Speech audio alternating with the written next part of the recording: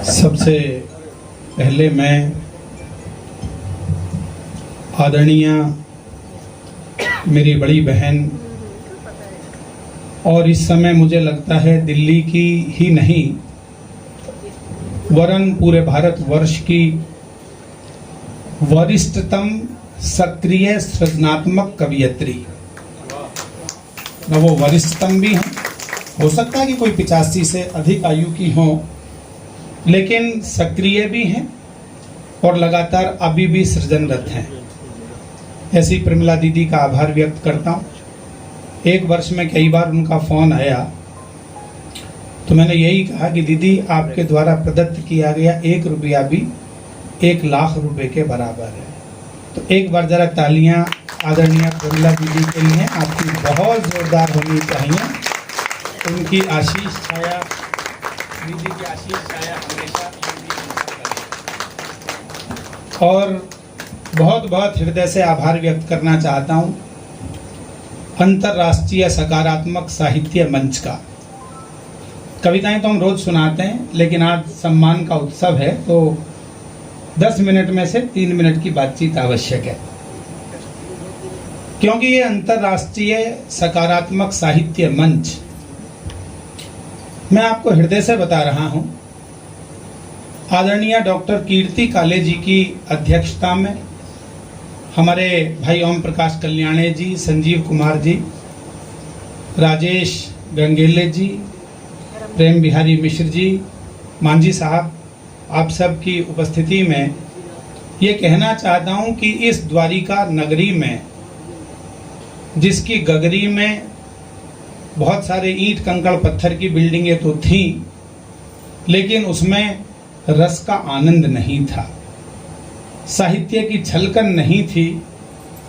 उस छलकन को डॉक्टर कीर्ति काले जी ने अंतर्राष्ट्रीय साहित्यिक सकारात्मक मंच के माध्यम से, और एक ऐसा मंच जो प्रति माह, ऐसा नहीं कि केवल एक वार्षिक उत्सव तो आज हो रहा है, लेकिन हर महीने उन्होंने कुछ ना कुछ सृजनात्मक सकारात्मक किया।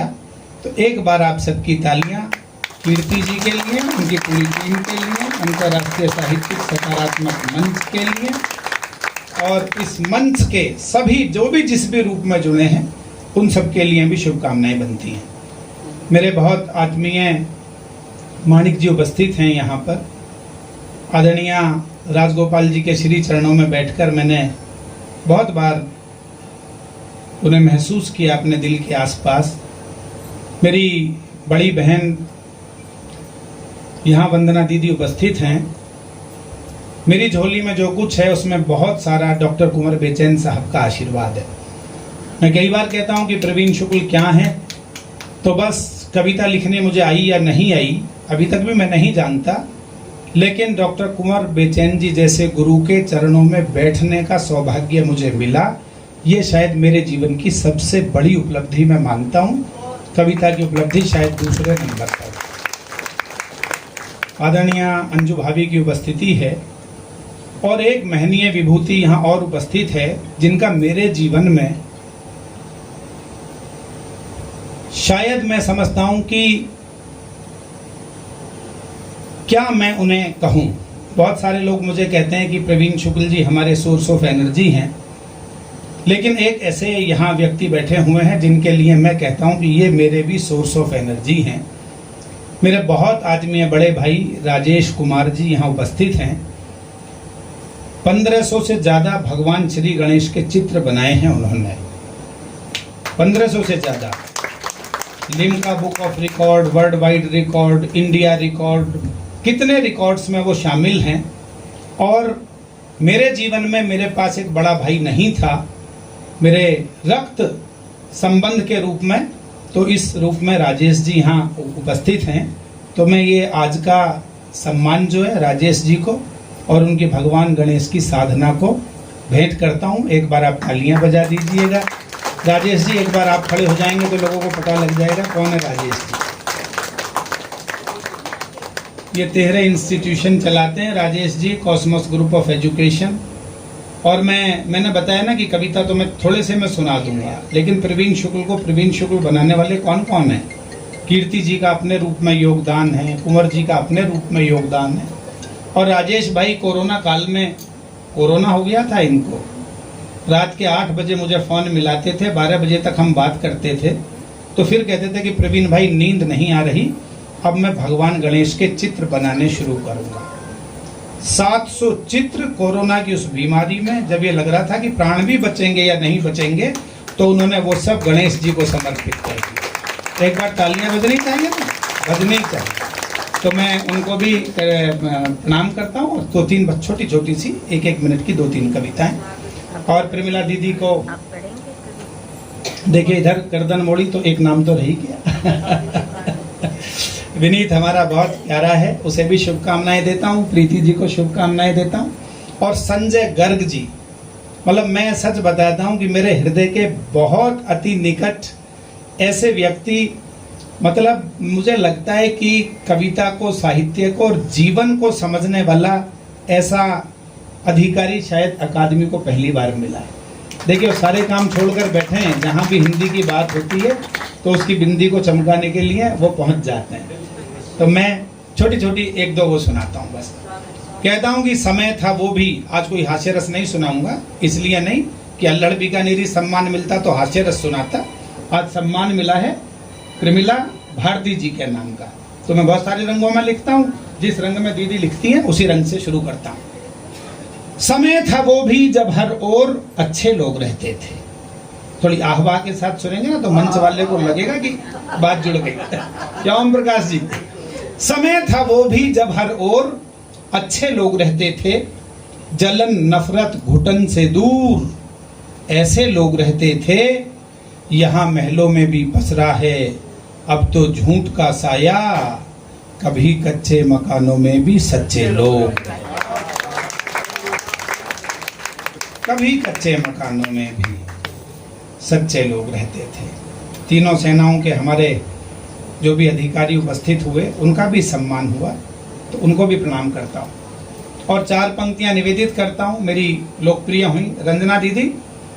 जाने कितने अनुभवों का है यही बस सार अंतिम, जाने कितने अनुभवों का है यही बस सार अंतिम, तोड़ना मत मन के रिश्तों का कभी भी तार अंतिम, जिंदगी की उलझनों से जूझ के जाना ये मैंने, ना कोई भी जीत अंतिम ना कोई भी हार। जाने कितने अनुभवों का है यही बस सार अंतिम, तोड़ना मत मन के रिश्तों का कभी भी तार अंतिम। 4 पंक्तियां पहली बार सुनाता हूँ, हाँ सुनिएगा।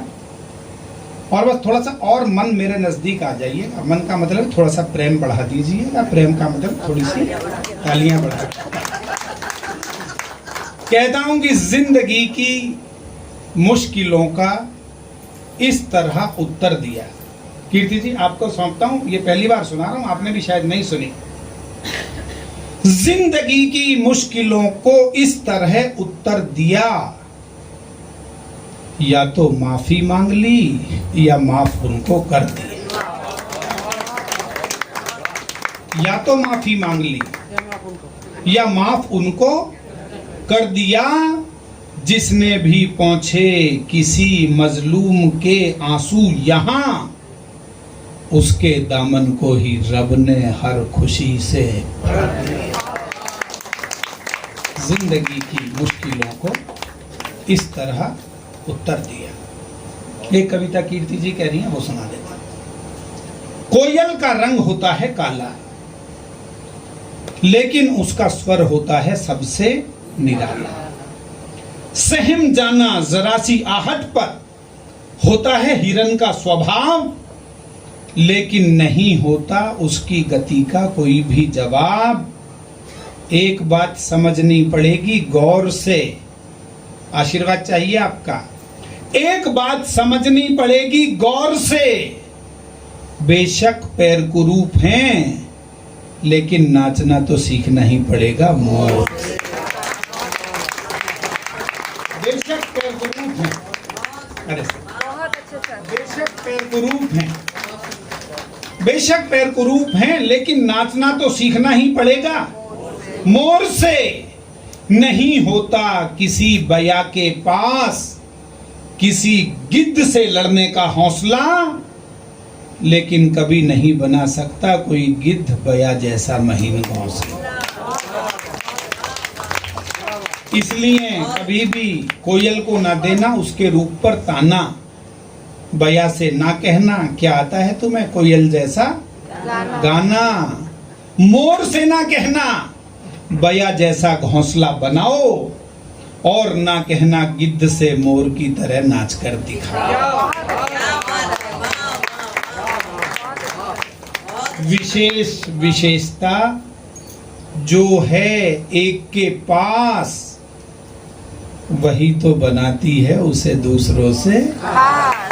और अंतिम दो पंक्तियां मोहब्बत चाहूंगा। विशेष विशेषता जो है एक के पास, वही तो बनाती है उसे दूसरों से खास। इसलिए इस प्रकृति में जब भी जिसका भी थामो हाथ, उसे स्वीकार करो उसके मूल स्वभाव के साथ। और थोड़ी सी बजा दीजिएगा तो मैं एक रचना और मांगता हूं।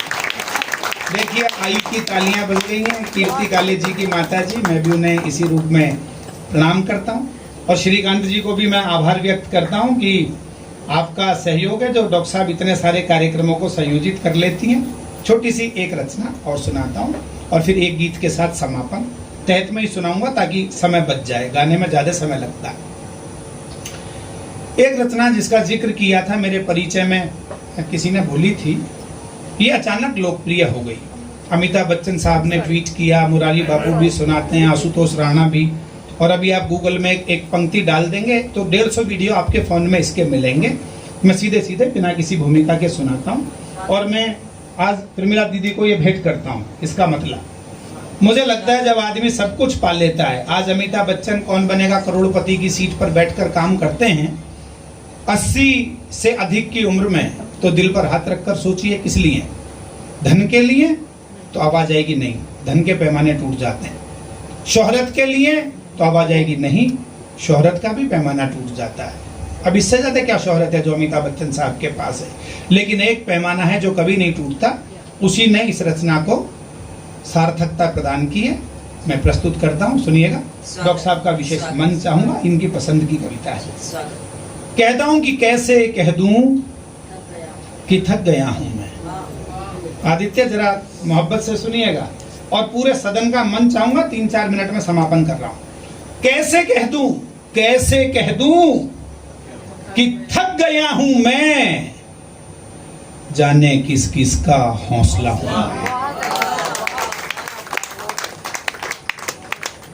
जब हजारों लोग सर आपकी तरफ देखने लगे ना आशा से, तो उनकी ऊर्जा भी आदमी के भीतर आ जाती है। उसे लगता है थकना नहीं है, काम करना है, अपने लिए नहीं सबके लिए करना है। कैसे कह दूं कि थक गया हूं मैं, जाने किस किस का, जाने किस किस का, जाने किस किस का हौसला हूं मैं, दाग खुद के छिपाए फिरता है। दीदी रंजना दीदी जो लेखक हैं, सब बड़े रचनाकार, मन चाहिए सबका। कैसे कह दूं कि थक गया हूं मैं, जाने किस किस का हौसला हूं मैं, दाग खुद के छिपाए फिरता है, और कहता है आईना हूं मैं। और कहता है आईना हूं मैं, हाय उस बेवफा का ये कहना, बावफा सिर्फ बावफा हूं मैं। बावफा सिर्फ बावफा हूं मैं, बावफा सिर्फ बावफा हूं मैं, तेरे किस काम के हैं चारागर। चारागर डॉक्टर वैद्य हकीम, मोहब्बत दीजिएगा डॉक्टर साहब, प्रीति जी। तेरे किस काम के हैं चारागर, तेरे किस काम के हैं चारागर, तेरे हर रोग की दवा हूं मैं। तेरे हर रोग की दवा हूं मैं। और शेर सुनिएगा, मेरे उस्ताद ने कहा कि सबसे बढ़िया मुझे ये लगा, बाकी तो सब अपनी जगह हैं। तेरे हर रोग की दवा हूं मैं, मुझसे गम दूर दूर रहते हैं। सकारात्मक मंच वालों, ठग से दिल पे लगे तो आहट मुझ तक पहुंचाएं। मुझसे गम दूर दूर रहते हैं, मुझसे गम दूर दूर रहते हैं, जानते हैं कि कह कहा हूं।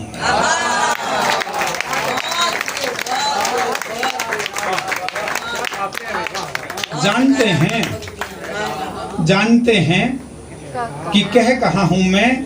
और गुरुजी कुंवर जी एक बात कहते थे कि कोई कोई शेर ऐसा हो जाता है जो इसके हकीकी भी होता है, इसके मजाजी भी होता है। आप सामने इशारा करें तो व्यक्ति की तरफ, और ऊपर इशारा कर दें तो ईश्वर के लिए हो जाता है।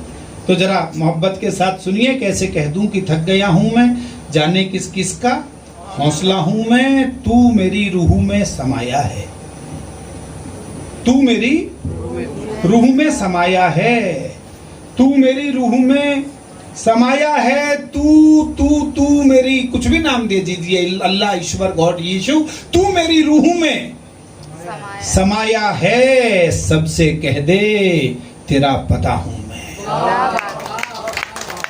सबसे कह दे तेरा पता हूं मैं, तुझको मंजिल मुझी से मिलनी है, तेरी मंजिल का रास्ता हूं। कैसे कह दूं कि थक गया हूं मैं, जाने किस किस का हौसला हूं। 1-2 मिनट का गीत अंतिम, और मैं दीदी को भेंट कर रहा हूं। देखिए, एक रचना है जो मैंने कभी मंच से नहीं सुनाई है, आज पहली बार आपके बीच सुनाता हूं।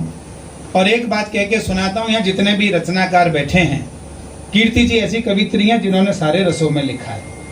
मैं प्रवीण शुक्ल भी एक ऐसा कवि हूं, लगभग सारे रसों में मैंने लिखा है, लेकिन सबसे कठिन है हास्य रस लिखना। ये मैं बता रहा हूं आपको, सबसे कठिन है। ये बात वो आदमी कह रहा है जिसने सारे रसों में लिखा है। तो एक गीत सुनिएगा जिसको मैंने बहुत दिन तक डायरी में संभाल कर रखा। अभी मैं सोच रहा था कि प्रेमिला दीदी ने सम्मान दिया तो मैं क्या सुनाऊं। दीदी, ये गीत मैं सुना रहा हूं और कीर्ति जी की गीत साधना को भेंट करता हूं। हम सबका गीत है, शब्द मैंने दे दिए हैं। जाने कितनी बार टूटकर बिखरे हैं हम, पता नहीं है।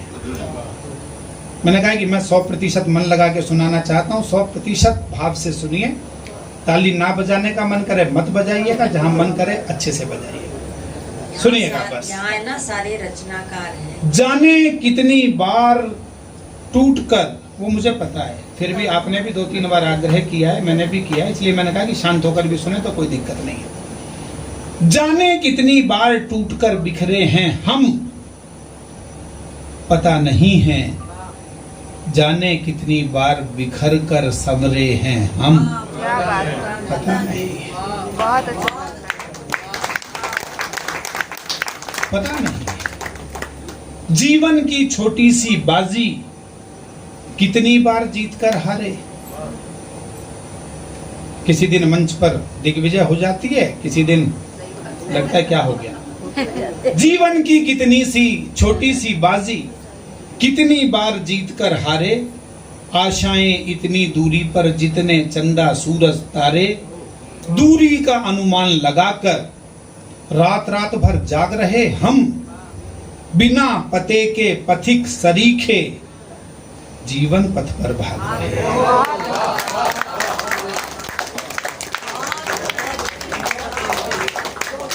सुबह से शाम तक की व्यस्तता है, पर रात को ये नहीं पता कि आज किया क्या हमने।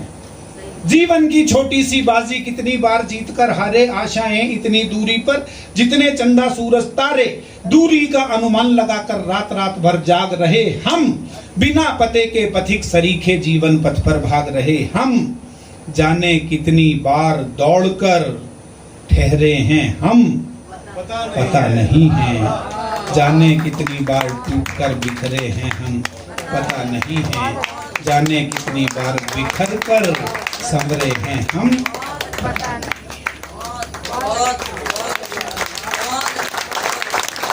इतना सूखा पड़ा धरा पर, डॉक्टर साहब, इतना, डॉक्टर साहब कीर्ति काले जी देश की सर्वश्रेष्ठ कवित्री हैं इस समय हमारे 40 वर्ष की मंच की परंपरा में।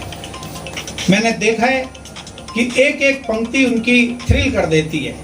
एक पंक्ति इसमें थोड़ी सी ऐसी लगती है मुझे कविता की हुई, मैं सौंपना चाहता हूँ कहता हूं कि इतना सूखा पड़ा धरा पर, सूख गया आंखों का भी जल। इतना सूखा पड़ा धरा पर, सब संवेदनाएं खत्म है। इतना सूखा पड़ा धरा पर, सूख गया आंखों का भी जल। जीवन ऐसे सूना सूना जैसे तपता हुआ मरुस्थल। गर्म रेत में मृग छौने सा बार बार ही भटक रहा मन। मतलब की खातिर ही यह तो रूप बदलता रहता हर क्षण। भीतर क्या है, भीतर क्या है, बाहर किसके चेहरे हैं हम।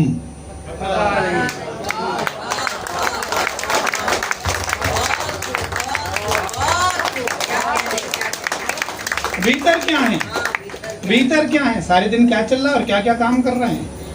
रावण जैसे लोग भी राम कथाओं का प्रवचन कर रहे हैं। भीतर क्या है, भीतर क्या है, भीतर क्या है, बाहर किसके इतनी सच्चाई भी चेहरे हैं हम। भीतर क्या है, बाहर किसके चेहरे हैं हम।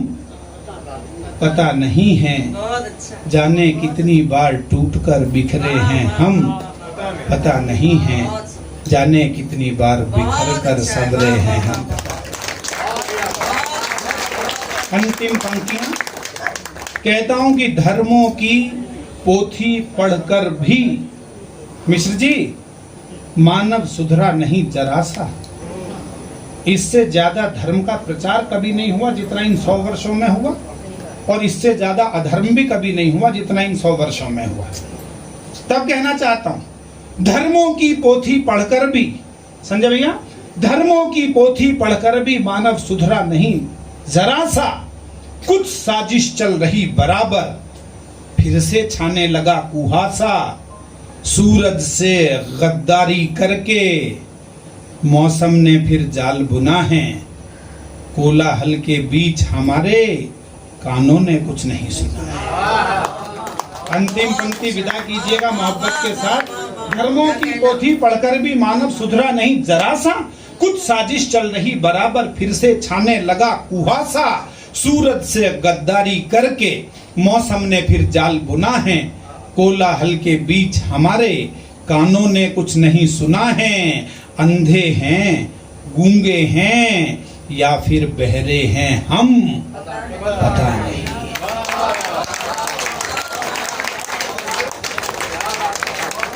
जाने कितनी बार टूटकर बिखरे हैं हम, पता नहीं है। जाने कितनी बार बिखर कर संवरे हैं हम, पता नहीं। लेकिन एक बात मुझे पता है कि मेरी इस कविता की यात्रा में बहुत महनीय योगदान है संजना का। संजना आज आ गई है। मैं एक नौकरी करता था, कॉलेज में लेक्चरार था, पर ऐसी धर्म पत्नी भगवान सबको दे जिसने 8 वर्ष पहले मेरी नौकरी छुड़वा दी। और ये कहकर छुड़वा दी कि ईश्वर ने आपको कविता करने के लिए बनाया, नौकरी करने के लिए तो 1-1.5 लाख टीचर हैं, तो आप नौकरी को विदा करके कविता के काम में लगिएगा। उसने ठीक काम में लगा दिया, तो थोड़ी सी तालियां उसके और वत्सल के लिए भी।